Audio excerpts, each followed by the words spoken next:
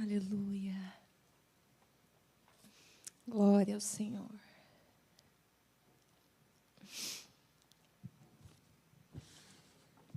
Santo é o nome do Senhor. Adore esse Deus. Ele está voltando. E só vai subir aqueles que já habitarem as regiões celestiais, como nós estamos habitando nesse momento. Eu não sei se tem alguém que pode ficar indiferente a essa presença, a esse poder, a essa majestade.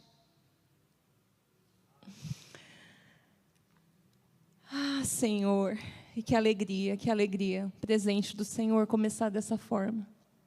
Não dá vontade de parar. Você não precisa parar, você pode ir orando aí no seu lugar, amém? Vai orando em línguas, vai orando, vai exaltando, vai dando glória ao Senhor. Eu confesso que, dessa vez, o convite, né, dos pastores para trazer a mensagem veio com tema.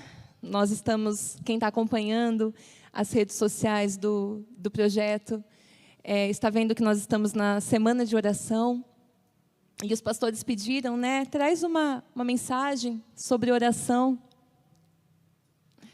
Em comemoração a esse dia, né, o Dia Mundial da Oração, que nasceu da luta de algumas mulheres piedosas dos Estados Unidos e do Canadá, que se reuniram em prol das causas missionárias.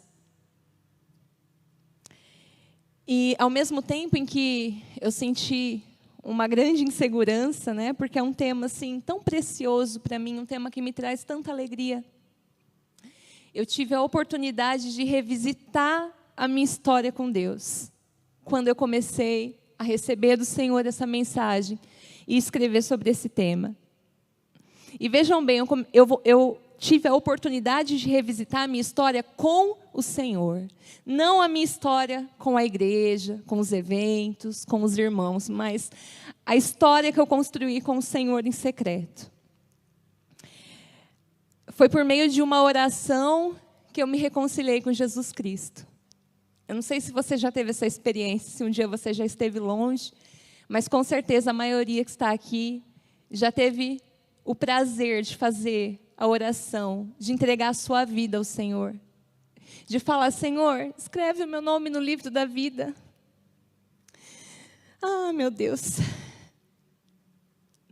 No meu quarto de oração, eu experimentei de libertações, de curas tão profundas, que nenhum congresso, curadas para curar, ou desses, né, que a gente está acostumado, e não é uma crítica, eu amo, participo de todos, mas nenhum deles poderia me proporcionar o que eu vivi no lugar secreto.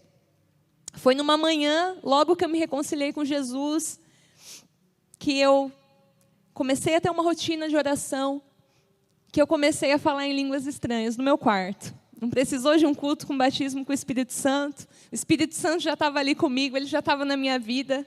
Eu já tinha derramado meu coração e falado, Espírito Santo, toma conta. E ali só fluiu, só manifestou.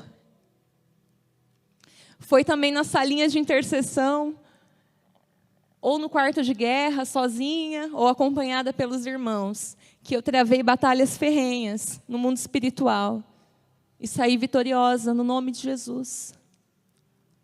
Foi no lugar de oração que eu recebi direção, que eu recebi as profecias sobre a minha vida, sobre o que Deus tem para mim, sobre onde Ele ia me levar. Não estou anulando o que acontece aqui nos cultos, na igreja, na comunhão. É muito importante, mas é só uma extensão daquilo que você já vive no seu secreto. Nós precisamos começar a viver isso. Isso precisa ser normal para nós. E eu paro aqui um pouco do meu testemunho para a gente começar a falar sobre o nosso mestre querido Jesus, que nos ensinou e viveu uma vida de oração. E antes de chegar no fim dessa mensagem, eu já concluo aqui com vocês que a gente pode saber tudo sobre oração. A gente pode estudar, pode saber todos os tipos. Mas se a gente não viver uma vida de oração, de nada adianta. Não vamos conseguir ter intimidade com o Pai apenas por saber sobre a oração. A oração é uma experiência. A oração é vivida. É uma vida. É uma vida no altar. Uma vida diante do Senhor. E desde o princípio foi revelado o desejo de comunhão que Deus tinha com o homem. Não é mesmo? Quando a gente abre lá em Gênesis. Gênesis 3, 8 e 9, está escrito: quando ouviram a voz do Senhor Deus, que andava no jardim pela viração do dia, esconderam-se da presença do Senhor Deus, o homem e a sua mulher, por entre as árvores do jardim. E chamou o Senhor Deus ao homem e lhe perguntou: onde estás? Nós sabemos que o homem e a mulher, eles não estavam ali, porque eles estavam envergonhados, estavam com medo, pois haviam desobedecido o Senhor. E depois disso, ali na história, né, das Escrituras, nós percebemos que os momentos de relacionamento com Deus, eles se baseavam no oferecimento de sacrifícios pela busca de redenção. A partir daquele momento da queda, o homem se relacionava tentando buscar redenção pelo oferecimento de animais, até que o eterno sumo sacerdote Jesus Cristo ofereceu o sacrifício completo pela minha e pela sua vida e abriu um caminho, abriu um acesso ao Pai, que ainda está aberto. Nós ainda podemos adentrar nesse caminho, nesse acesso. Mas vai chegar um dia em que esse acesso vai ser fechado. Jesus na terra, ele se relacionava com o Pai da mesma maneira que eu e você podemos nos relacionar, por meio da oração. Nós vemos nos evangelhos relatos de Jesus orando enquanto curava as pessoas. Jesus orava dando graças ao Pai no momento de refeição. Ele orou por uma noite inteira antes de escolher os apóstolos, aqueles que iriam caminhar com ele, aprender tudo que ele tinha para ensinar, para depois reproduzir aqui na terra, quando ele não estivesse aqui. Ele orava após realizar suas obras, quando queriam entronizá-lo, né, declará-lo rei, ele ia para o monte orar. Ele intercedia pelos apóstolos, intercedeu por Pedro, fez a oração sacerdotal. Ele fez uma oração angustiada ali, um pouco antes da sua morte. Quando ele estava pregado na cruz, ali ele orou por aqueles que o estavam crucificando. E finalizou, concluiu a obra redentora com uma oração, entregando o seu espírito. Olha que lindo, olha essa vida.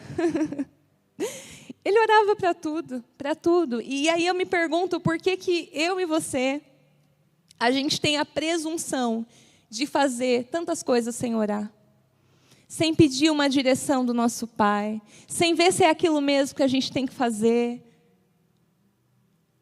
sem pedir que seja uma confirmação daquilo que está no nosso coração. Isso revela um desprezo em relação a um presente que custou o maior preço que alguém poderia pagar. Quando não oramos, estamos desprezando a obra de Cristo, o acesso que Ele nos deu ao Pai. O véu está rasgado para que a gente adentre esse lugar, o Santo dos Santos, e permaneça nesse lugar. Aleluia. O primeiro texto, o segundo, na verdade, que eu quero ler com vocês, está em Mateus 6:6. Texto muito conhecido. Aleluia. Glória a Deus.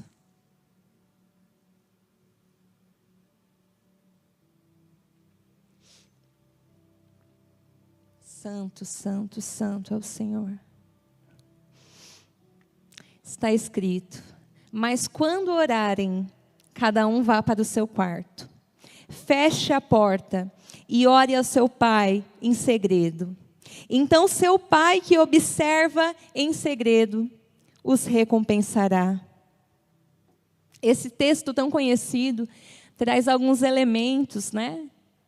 Quarto, porta fechada, conversa, fala de intimidade.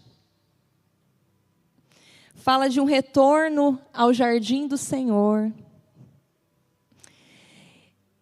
Não tem nada melhor do que ser amigo de Deus, né? Eu estava vendo aqui, no domingo, as pessoas se batizando e o louvor cantando. Não existe nada melhor do que ser amigo de Deus. E não há nada melhor. Não há nada melhor do que a gente entrar no quarto e começar a contemplar a beleza da santidade desse Deus. Eu não sei se você já fez isso, mas vai para o seu quarto, começa a contemplar a santidade do Senhor. Quem Ele é, os seus atributos, a sua dimensão. É claro que a gente não vai conseguir, né? Porque Ele é infinito. O que Jesus fez, como Ele se comportava. Ficar ali em silêncio, admirando a pessoa de Jesus Cristo. Eu tenho certeza que tudo aquilo que está em desacordo com essa santidade do Senhor vai ser consumido na minha e na sua vida. Vai ser consumido, não vai permanecer. Não vai permanecer. Quando a gente sabe que um filho é íntimo do pai, geralmente uma das características que ele deixa escapar é o tanto que ele conversa com o pai, né? Eu lembro minhas amigas adolescentes ali, elas falavam: eu posso conversar de tudo com meu pai, eu me sinto à vontade, eu tenho espaço para dialogar. E era muito bonito isso, porque eu não vivia a mesma coisa na minha casa, né? Era difícil, eu não tenho essa... Apesar de amar o meu pai e ter uma boa relação com ele, eu nunca tive essa abertura para a intimidade, para o diálogo, para abrir o coração. E eu achava muito lindo quando elas falavam isso. Os filhos íntimos, eles conversam, eles se sentem à vontade, eles contam os planos, eles dividem as alegrias. No momento de tristeza, corre para o braço do pai. A primeira pessoa que liga é o pai, é a mãe. Estimam os conselhos. Hoje eu atendo adolescentes na escola em que eu trabalho. E é tão bonito quando eles falam: olha, professora, eu vim aqui pedir uma orientação sobre as minhas escolhas para o futuro, mas eu já conversei com meu pai, eu já conversei com a minha mãe, e eles me falaram isso, aquilo. Eles me levaram para conhecer a universidade que eu quero estudar. Isso é tão lindo. Já os filhos que não são íntimos, eles não conhecem o que é desfrutar da intimidade com o pai. Eles habitam na casa do pai, desfrutam do abrigo, da segurança que o pai proporciona. Comem da comida, se relacionam com os irmãos, fazem alguns serviços ali para ajudar na casa, mas não se relacionam. Muitas vezes a casa do pai está dessa forma, cheia de relacionamentos vazios. Cheia de relacionamentos vazios. E é por isso que o lugar secreto ele não pode ser negligenciado na minha e na sua vida. Não tem outro segredo, meus irmãos. Não tem outro segredo. A gente vai precisar parar todos os dias e ir para o quarto orar. Aline, mas você não conhece minha rotina. Eu trabalho muito, eu preciso ir para a academia, eu preciso estudar, eu cuido dos meus irmãos, eu limpo a casa. Não tem outro segredo, meu irmão. Se tivesse, tranquilo, a gente te falava aqui. Mas não existe. A gente vai ter que parar um tempo dos nossos dias e dedicar ao relacionamento com o nosso Pai. E aí você pode falar, Aline, eu vou ser sincera com você, ou sincero. Eu tenho preguiça de orar. Tenho preguiça, não consigo, eu vou para o lugar secreto e não flui, eu fico com sono, eu fico pensando o que eu tenho para fazer. E no início talvez vai ser assim mesmo. É mais ou menos quando a gente conhece alguém pela primeira vez. A gente não tem muito assunto. Fica um silêncio um pouco constrangedor. A gente quer ir embora logo, quer terminar logo a conversa, fica meio sem jeito. Mas depois que a gente pega intimidade com aquela pessoa, acabou. A gente quer estar com ela, a gente tem prazer, tem alegria. A gente aprende a desfrutar da companhia. A gente quer estar com aquela pessoa. E sabe, amados, e mesmo às vezes, se você consegue desfrutar da presença do Senhor, às vezes você ainda vai ter preguiça, você ainda vai ter sono. Você ainda vai ter muitas coisas chamando a sua atenção. E não tem problema, você vai para aquele lugar e você fala, Senhor, ai Deus, estava com tanta preguiça hoje. Senhor, o Senhor sabe que eu resisti para estar nesse lugar, me perdoa, Pai. Me perdoa, porque eu ainda não consigo entender o deleite que é estar na sua presença. Me ajuda, Espírito Santo. E está tudo certo, seu Pai já sabe disso. Ele já conhece o seu coração. Mas um grande engano que nós temos ouvido nesses dias é que, olha, você não tem problema se você não está conseguindo ter um tempo a sós com Deus. O importante é você falar com Deus a todo tempo, você ter uma vida em que você conversa com o Senhor o tempo todo. Tem uma parte de verdade nisso, né? É maravilhoso viver assim. É maravilhoso viver orando a todo tempo. Mas vai chegar um momento que você não vai aguentar, não. É igual quando você tem um marido, né? Quem é casado aí tem um marido, tem a esposa. Você fica o dia inteiro falando com aquela pessoa. Então, muitas vezes eu estou em casa, estou falando com o Douglas no WhatsApp, estou cozinhando para a gente, estou lavando a roupa dele, estou limpando a casa para a gente. Estou fazendo tudo por ele, estou falando com ele por WhatsApp, mas o momento que eu mais espero é o momento que ele vai chegar em casa, o momento que ele vai sentar na mesa, o momento que a gente vai ficar junto, que a gente vai ter o nosso momento ali na nossa casa, de porta fechada. E com o Senhor, com o nosso noivo, Jesus Cristo, é da mesma forma. É assim que tem que ser, é assim que a gente tem que se sentir. Mesmo naqueles dias em que for mais difícil. O Douglas fala uma coisa interessante, o que para nós é disciplina, para Deus é relacionamento. Olha isso. Então, às vezes vai começar como disciplina. A gente vai ter que acordar 1 hora mais cedo, meia hora mais cedo. A gente vai ter que sentar naquele lugar e ficar, por disciplina. É igual quando a gente começa a fazer exercício físico, né? É muito ruim. É muito ruim. Mas é estranho, porque você começa a fazer, aí chega uma hora que o seu corpo pede. E você fala, eu preciso ir. Você criou um hábito. Você ensinou o seu corpo que aquilo é bom. E você começa a desejar aquilo. Se a gente consegue desejar, gente, exercício físico, você acha que a gente não vai conseguir desejar um tempo com o nosso Pai? Sabe, a gente tem que fazer de tudo para se disciplinar para as coisas aqui da terra. Mas com Deus, o próprio Espírito dele atrai o nosso coração. Nós nos sentimos atraídos. Chega uma hora que começa a dar aquele desespero. Eu não sei se você já sentiu isso. De você estar no seu trabalho, de você estar no transporte público. De repente, Deus começa a falar com você. E você começa a se sentir desesperado. O seu coração começa a bater mais forte. Você começa a chorar no meio das pessoas. As pessoas devem achar que você está cheio de problemas, porque todo dia você está chorando. Mas é ali, no fone de ouvido, o Senhor falando com você, no louvor. É ali você no seu aplicativo, lendo a Bíblia, naquela loucura do dia a dia, e de repente, vem aquela palavra que muda tudo dentro de você. E você não aguenta, você quer deixar tudo, você quer correr, fechar a porta e ficar ali chorando.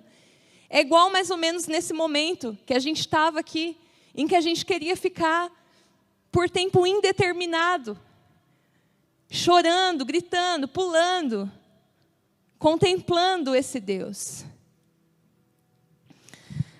É dessa forma. Aleluia. Se você não viveu isso, amado, em nome de Jesus, eu te abençoo, você vai viver isso. Amém? Recebe isso, em nome de Jesus, você vai viver o prazer desse lugar. Você vai conseguir. Você vai conseguir, em nome de Jesus, ter prazer no Senhor, na intimidade com o Senhor. Um dos pecados que a gente comete, muitas vezes, é não desfrutar da intimidade com o Senhor. Teve um dia que eu me sentei, e peguei minha Bíblia e falei assim: Senhor, vamos ter o nosso tempo, né? Sentei na rede, deixei a Bíblia do lado, coloquei o fone de ouvido, agora eu vou orar, agora eu vou ler a Bíblia. De repente veio uma coisa tão forte no meu coração: vai para a esteira. Não é possível isso. Vai para a esteira? Mas como assim? Né? Nem é dia de eu fazer exercício. Deus me livre, já não gosto de fazer, vou ter que fazer hoje, que eu não quero. Vou orar, né? Em nome de Jesus está repreendido, vou orar. E aquele negócio no meu coração: vai para a esteira. Fui para a esteira. Desci e falei: tá bom, então eu vou para a esteira e depois eu volto e oro, né? Comecei a caminhar. De repente, o Senhor me pegou de uma forma ali. E o Senhor me disse: eu só consigo falar com você quando você está em movimento. Porque você não sabe desfrutar do silêncio comigo. Você não sabe desfrutar do prazer que é estar a sós comigo. Você tem que estar em movimento. Quando você está em movimento, eu consigo falar com você. Mas quando você está na minha presença, você quer se levantar. Você não aguenta. Olha isso. O Senhor teve que me tirar do lugar secreto para me colocar em movimento, para me encontrar, para Ele conseguir falar isso para mim. Um pecado revelado, que eu nem imaginava. Eu achava que estava tudo bem, que para Deus estava ótimo, que eu estava me esforçando, que estava, de certo modo, satisfatório o que eu estava dedicando. E é assim que Deus faz. Aleluia. Nesse lugar, a gente pode se apresentar desnudo, livres, porque Ele já sabe de tudo. Ele já sabe de tudo. E eu quero ler mais um texto com vocês, está em Lucas, capítulo 18, versos 9 a 14.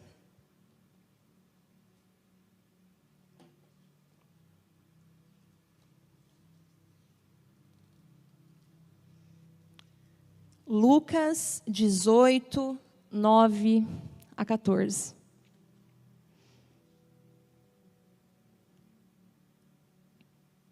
Aleluia. Propôs também esta parábola a alguns que confiavam em si mesmos por se considerarem justos e desprezavam os outros. 2 homens subiram ao templo com o propósito de orar, um fariseu e o outro publicano. O fariseu, posto em pé, orava de si para si mesmo desta forma: ó Deus, graças te dou, porque não sou como os demais homens, roubadores, injustos e adúlteros, nem ainda como este publicano.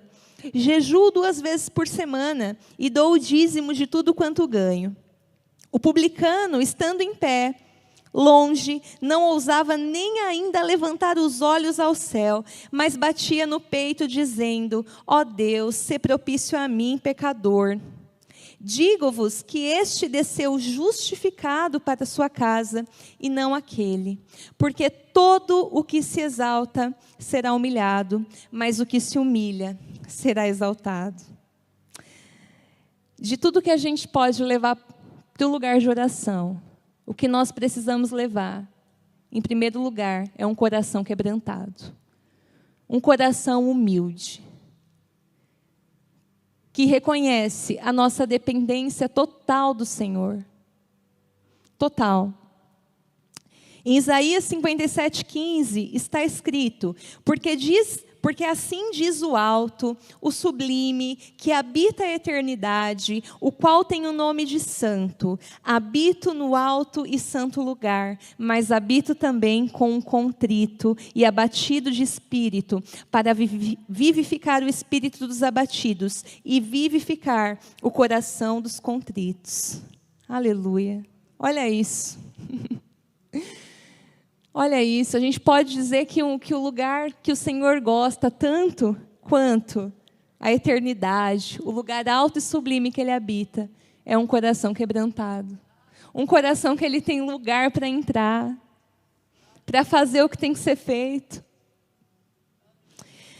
Quando a gente fala de quebrantamento, me vem à mente uma mulher, a mãe do profeta Samuel, Ana. Ana era uma mulher que estava muito angustiada. Ela tinha um esposo, Eucana, e ele tinha uma outra esposa que se chamava Penina. E Penina tinha filhos e Ana não tinha. E Penina humilhava muito Ana, porque ela não conseguia gerar filhos. E eu imagino aquela mulher no auge da humilhação, cansada de tudo aquilo que ela estava vivendo, profundamente ansiosa, orando ao Senhor. Com certeza o coração dela estava derramado ali. A oração que ela fez está em 1 Samuel, capítulo 1, a partir do versículo 9.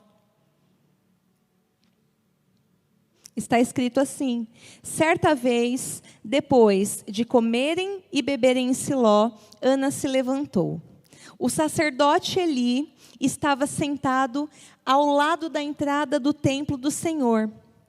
Ana estava muito angustiada e chorava sem parar enquanto orava ao Senhor.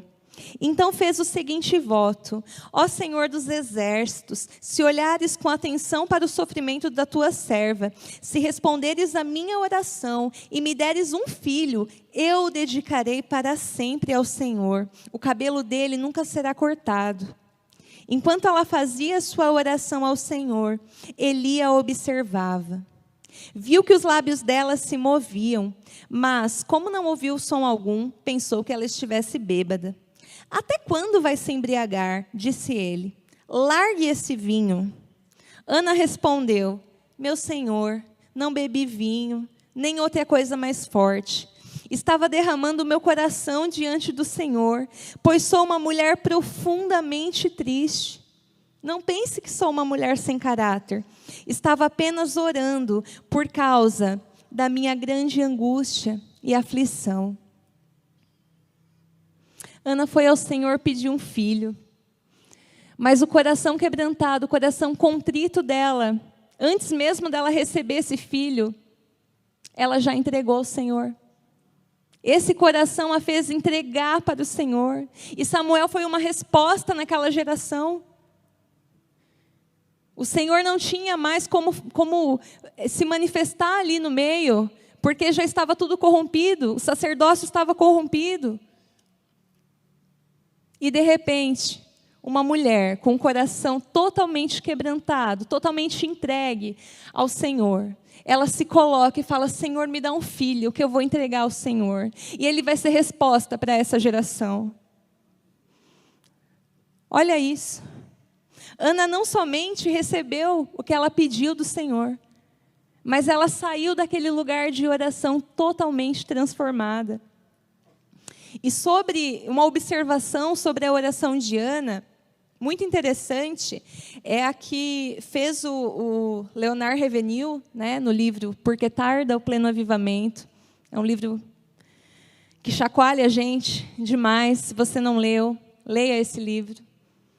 Muita coisa vai mudar dentro de você. Os amados aí do multimídia, se conseguirem projetar para lermos juntos.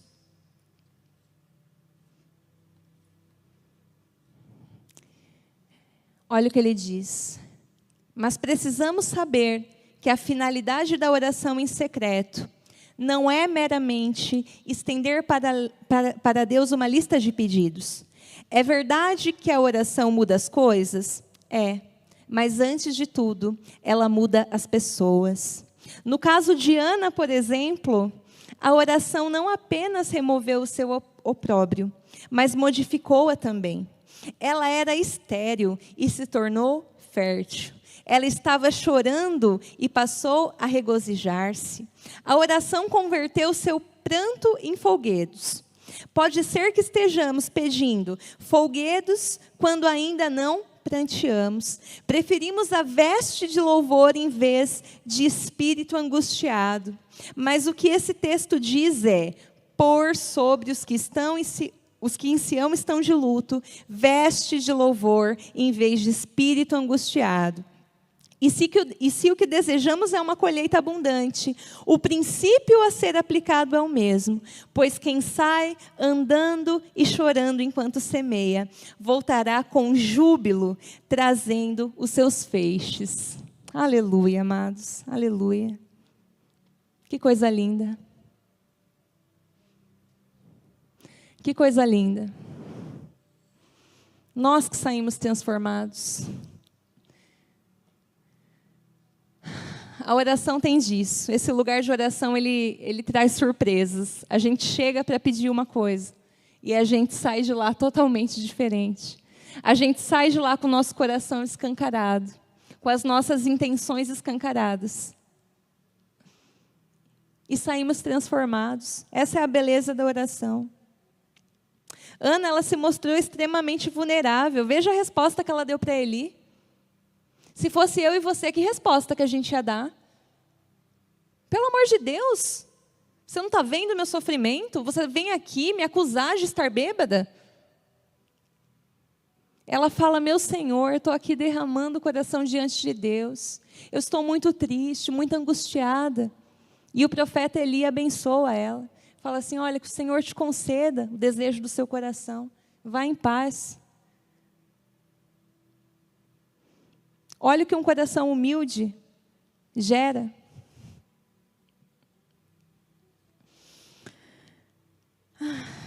Aleluia.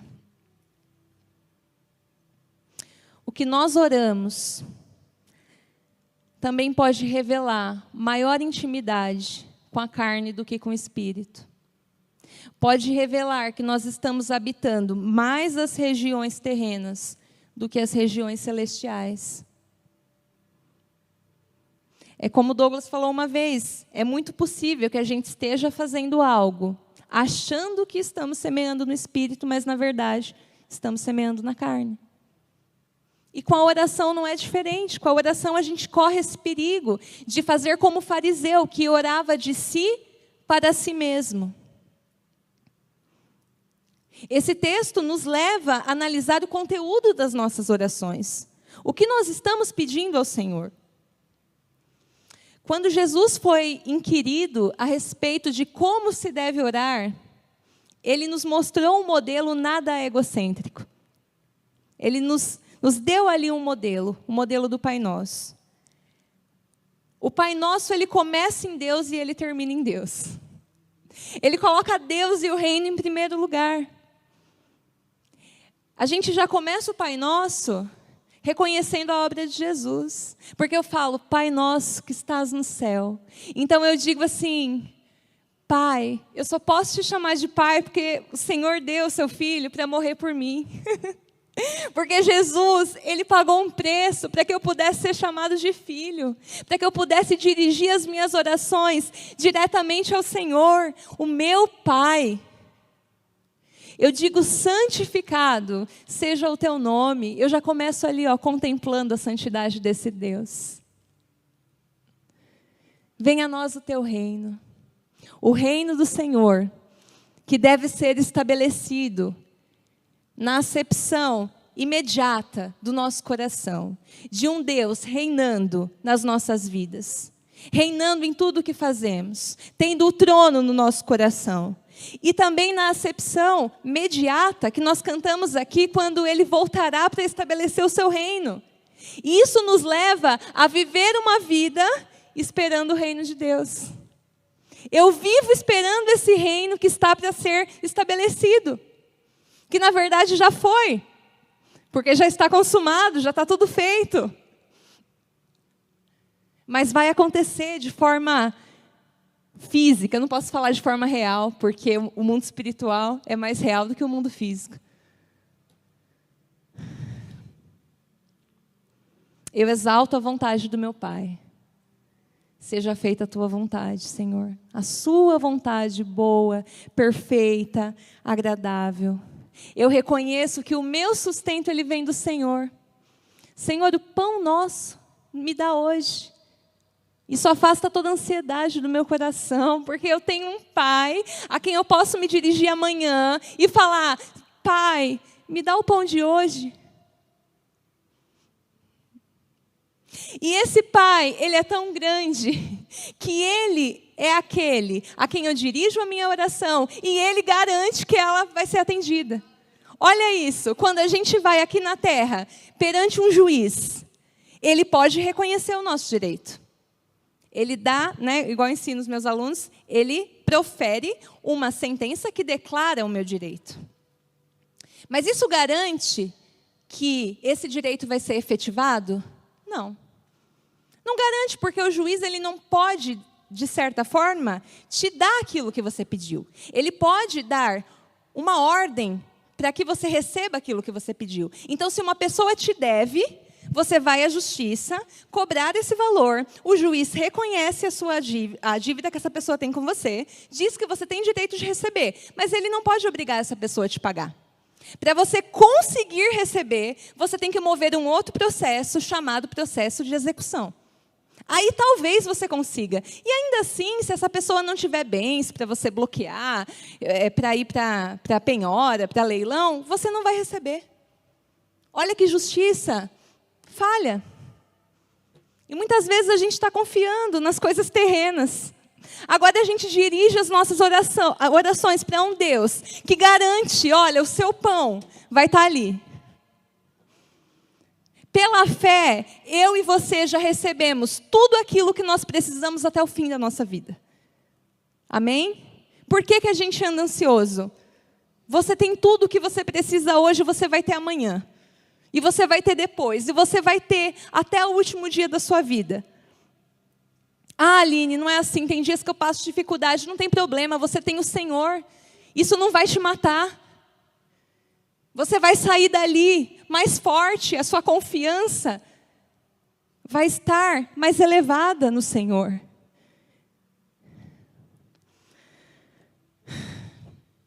Nós dependemos também de perdão e falamos: Senhor,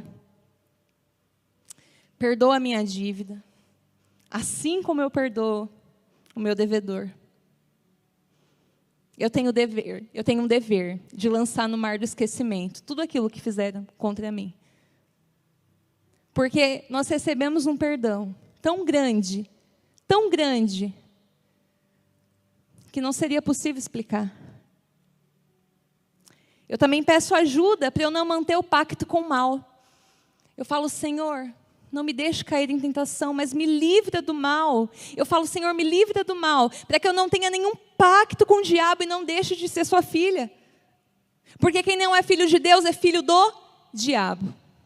Está escrito. Não tem neutralidade. Se eu não sou filha de Deus, a paternidade é outra. Então eu falo para esse próprio Deus: eu sou a sua filha e é o Senhor quem garante que eu não vou cair, que eu vou continuar nessa condição. E eu termino reconhecendo a majestade, a onipotência e a glória desse Deus. Pois teu é o reino, o poder e a glória para sempre. Olha que lindo, olha esse modelo. Só que muitas vezes as nossas orações, elas não estão de acordo com essa forma divina. Quantas vezes? Não está de acordo. Muitas vezes nós vamos diante do Senhor e nós somos como aquelas pessoas. Acredito que você já tenha passado por isso. Conversar com alguém e essa pessoa, uma pessoa que você ama muitas vezes, que você curte a companhia, e essa pessoa, ela só fala dela. Do momento que você chega até o momento que você vai embora. Ela não pergunta se você está bem. Ela não pergunta o que está no seu coração. Se ela pode te ajudar de alguma forma. Ela não te dá espaço nem para você trazer alguma consideração sobre aquilo que ela está falando, algum conselho talvez, algo que possa ajudá-la. E ela vai embora e ainda fala, foi maravilhoso falar com você. Foi ótimo. E você vai embora frustrado. Por quê? Porque não tem troca. Não tem. O interlocutor ali é totalmente desconsiderado. Sabe, amados, nós somos ensinados a fazer cadernos de oração. Quantas vezes eu já fiz cadernos de oração? Comprava o caderno, bonitinho. Fazia a letra bonitinha, tudo colorido. E não orava. A gente tem que parar. A gente precisa parar de ter caderno de oração. Começar a ter vida de oração. A gente até pode ter um caderno de oração, mas eu te convido a você ir com ele em branco para o seu quarto. Vai com ele vazio. Fala assim, Senhor, eu vou colocar aqui nesse caderno tudo que o Senhor me contar aqui nesse lugar. Tudo que eu aprender com o Senhor. Eu vou começar a anotar essas palavras maravilhosas que saem do Senhor quando eu estou nesse lugar. As promessas que o Senhor me fala, que o Senhor traz ao meu coração, as direções, as verdades eternas, os desejos que o meu homem natural não poderia produzir, mas que o seu Espírito nesse lugar produz em mim, produz no meu espírito. Faz esse teste, leva um caderno em branco e começa a anotar todo dia, todo dia. Gente, não vai sair vazio aquele caderno. Eu te garanto, por 1 ano eu anotava tudo que eu recebia do Senhor. E todos os dias tinha alguma coisa. Todos os dias o Senhor falava de alguma maneira. Eu também aconselho a gente, ao invés de fazer lista de pedidos, começar a fazer uma lista de pecados. Você já esteve diante do Senhor com uma lista de pecados? Eu não sei se você tem. Faça uma lista. Nós temos pecados que nós ainda não vencemos. Isso não é para acusar a sua vida e nem a minha vida. Mas nós precisamos ter consciência daquilo que a gente ainda não venceu. Tem coisas que rapidamente a gente consegue resolver. Tem libertações que a gente experimenta que é do dia para a noite. Eu acredito que muitos de vocês já experimentaram essas libertações na vida com Deus. Do dia para a noite, você faz aquilo, no outro dia você não faz mais. Você não consegue, você abandona totalmente. Mas tem coisas que a gente vai levando, porque não é tão imoral assim. Porque é oculto, a gente esconder um tempo. Leva essa lista e ora, persevera, Senhor, eu não venci isso, eu não venci a inveja, eu não venci a comparação, eu não venci o meu ego, eu não venci o medo, eu não venci a ansiedade, eu não venci a incredulidade. Eu tenho certeza que depois de um tempo, você vai começar a olhar para aquela lista e ela vai diminuir. Ela vai diminuir. Porque o Senhor é quem garante que ela vai diminuir. Aleluia. Eu acho que tem um segundo texto do Leonardo. Galerinha do multimídia aí, se puder, por favor. Muito bem. Ó, meus irmãos, nossas orações, em grande parte, não passam de conselhos que estamos tentando dar a Deus. Elas são caracterizadas pelo egoísmo, pois nossas petições são em nosso favor ou de nossas denominações. Que Deus corrija isso em nós. Nossa meta deve ser apenas Deus. É a sua honra que está sendo conspurcada. É seu filho, é seu bendito filho quem está sendo ignorado. Suas leis que estão sendo transgredidas. Seu nome profanado. Seu livro esquecido. E sua casa está se tornando um círculo social. Meu Deus. Amados, o sucesso das nossas orações não está no tanto que a gente conquista aquilo que a gente pede, mas no tanto que o Senhor consegue fazer a vontade dEle na nossa vida. Esse é o sucesso das nossas orações. É o tanto que Ele consegue cumprir a vontade dEle na minha e na sua vida. É o tanto que a gente consegue olhar para Ele nas nossas orações e vê-lo, e ver a causa do reino. E aquilo ser o foco, o centro de tudo. Porque o Senhor já sabe de tudo que a gente precisa. De tudo. A gente não precisa ficar repetindo: Senhor, em nome de Jesus, eu quero a minha casa. Senhor, em nome de Jesus, me dá a minha casa. Em nome de Jesus, a minha casa, a minha casa, a minha casa. Amém, o Senhor sabe, você vai ter onde morar, fique em paz. Fique em paz. E a sua casa no céu, como está?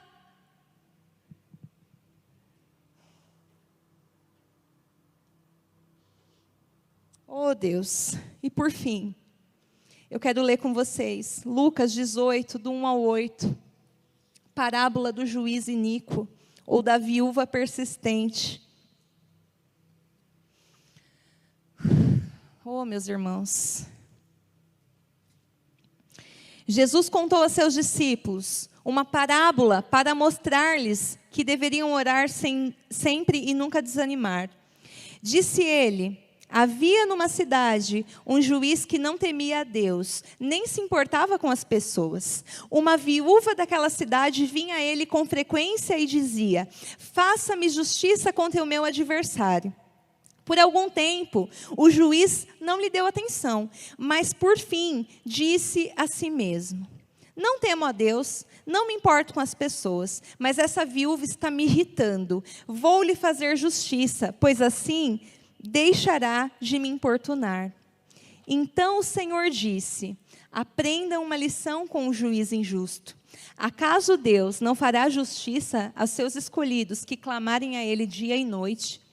Continuará a adiar a sua resposta? Eu afirmo que Ele lhes fará justiça, e rápido. Mas quando o Filho do Homem voltar, quantas pessoas com fé Ele encontrará na terra? Quantas pessoas com fé? Antes dessa parábola, o Senhor estava falando da sua vinda, do seu retorno, da sua segunda vinda. E aí Ele vem e fala: olha, vocês precisam ser constantes. Vocês precisam perseverar em oração. Sabe, amados, às vezes a gente está igual aquele filho que fica muito tempo sem ver o pai. Aí quando ele vê o pai, ele faz uma festa, ele abre o coração, ele se entrega. E depois ele vai embora e fica mais anos sem voltar. O pai se entristece porque não vê aquele filho. Aquele filho, ele é intenso, mas ele não é constante. Então veja bem, olha só o que nós estamos aprendendo nessa noite. E o louvor já pode ir subindo, em nome de Jesus. A gente já vai partir para o momento de oração. Mas veja bem, no primeiro texto que nós lemos, nós vimos que nós precisamos ir para o secreto. Então, às vezes, o que está faltando na minha e na sua vida é uma oração. Às vezes está faltando a gente ir para o secreto. No segundo texto, vimos a respeito das nossas intenções. Às vezes o que falta para mim e para você não é ir para o secreto, mas é levar um coração quebrantado, um coração humilde, um coração disposto a ouvir do Senhor. Pai, o que o Senhor quer me falar? O que o Senhor quer me mostrar? Pai, como está o seu coração? Como está o seu coração com essa perseguição que está acontecendo? Com o teu nome? Contra os teus filhos? Com todo o sofrimento que as pessoas estão passando? Tantas pessoas morrendo sem te conhecer. Como que está seu coração, Pai? Às vezes falta um coração quebrantado, um coração realmente humilde. C.S. Lewis diz o seguinte, que você sabe, quando você se encontra com uma pessoa realmente humilde, você não sai falando: nossa, essa pessoa é humilde. Mas você diz: nossa, como essa pessoa se interessou por mim. Como está as nossas orações? Estamos nos interessando pelo Senhor? Pelo seu reino? E por fim, às vezes você está fazendo tudo isso. Você tem um coração quebrantado. Você entra no secreto. Mas o que está faltando para você é constância. Você tem uma história de intensidade com Deus, mas você não tem constância. E aí o Senhor te diz: será que quando eu voltar, eu vou encontrar fé na terra? Será que você vai caminhar uma longa caminhada e vai chegar no final e não vai conseguir entrar? Como aquele povo no Egito que não herdou a terra, que morreu no deserto. Aquele povo que saiu do Egito, ficou 40 anos e não herdou.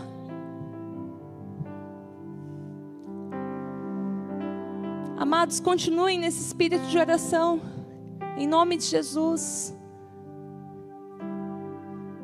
O meu desejo é que essa mensagem de alguma forma tenha alcançado o seu coração. Feche seus olhos, em nome de Jesus. Pode ficar sentado, se colocar em pé, ajoelhar, ir para o fundo. Fica à vontade diante desse Deus. Em nome de Jesus, fique à vontade nessa hora.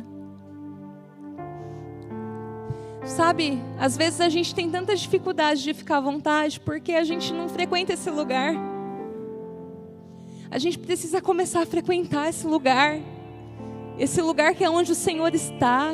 Esse lugar que é o Santo dos Santos. Esse lugar que é o jardim do adorado. Lugar seguro. Um lugar que não é físico, mas traz mudanças visíveis na nossa vida. Um lugar que vai ser habitado por mim, por você, por toda a eternidade, em nome de Jesus. Porque nós não vamos ser como aquele povo que não entrou. Em nome de Jesus, nós vamos entrar, nós vamos herdar a terra, nós vamos estar com Cristo e nos relacionar com Ele todos os dias, daqui até a eternidade. Só que a gente precisa começar agora. Porque o Senhor está voltando e Ele só vai levar os amigos. Ele só vai levar os íntimos. Porque senão a gente corre o risco de ouvir a frase mais temida, que é: aparta-vos de mim porque não vos conheço. Oh meu Deus, que Deus nos livre dessa hora, que Deus nos livre de ouvir isso. O meu coração se angustia profundamente de pensar que eu, ou um de vocês que estão aqui comigo, congregando, adorando ao Senhor, podem ouvir essa frase um dia. Em nome de Jesus, a gente precisa cuidar, meus amados, a gente precisa cuidar. Em nome de Jesus. Em nome de Jesus. Você pode acompanhar todo o nosso conteúdo baixando o nosso aplicativo ou seguindo as nossas mídias digitais usando o QR Code. Deus te abençoe!